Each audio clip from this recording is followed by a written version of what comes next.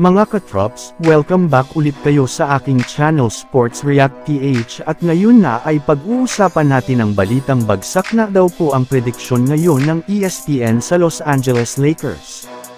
Pag-uusapan na rin nga natin ngayon dito sa ating panibagong video ang mga bagong player na target na makuha ni Rob Pelinka ngayong off-season.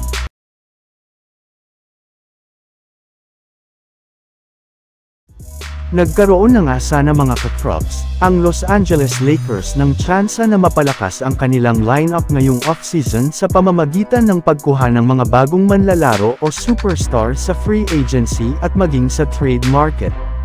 Ngunit niisaman nga dito ay hindi nagawa ng kanilang front office. Sa katunayan, maliban nga sa pagkuha nila ng mga rookies ng nagdaang NBA draft ay wala na nga silang nagawa pang magandang move ngayong off-season. Isa pa, papangunahan lang naman nga sila ngayon ng first head coach na si JJ Redick na wala pang experience kung papaano mag-handle ng isang professional na kupunan.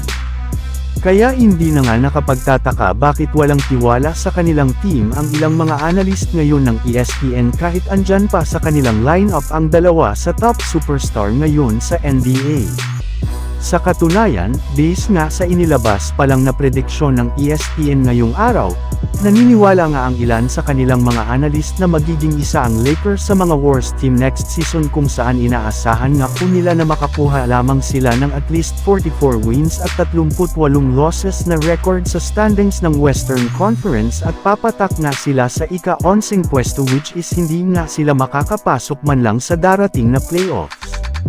Samantala pumunta naman tayo sa ating sunod na pag-uusapan ngayon sa naibalitang mga bagong player na target na makuha ni Rob Pelinka ngayong off-season.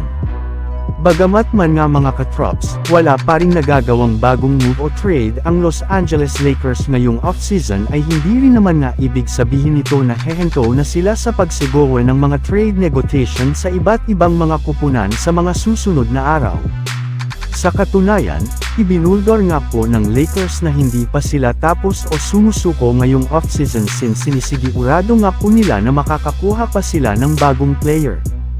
And speaking of bagong players mga katrops, kabilang nga sa mga bagong target nila ngayong off-season ay kinabibilangan ni Caris LeVert ng Cleveland Cavaliers, Walker Kessler na ginawang available ng Utah Jazz sa trade market ngayon at higit sa lahat sina Norman Powell at Anfernee Simons na pwede nilang makuha sa pamamagitan ng isang 3-team scenario sa mga susunod na linggo. Kaya abang-abang lamang nga daw po ang mga fans dyan ng Lakers sa paggawa nila ng bagong move. So yun lang nga mga katrops ang handog ko sa inyong storya ngayong araw. Sana nag-enjoy kayo. Please like and subscribe my YouTube channel Sports React PH para sa iba pang storya at update patungkol sa NBA. Kita-kits muli sa ating susunod na video.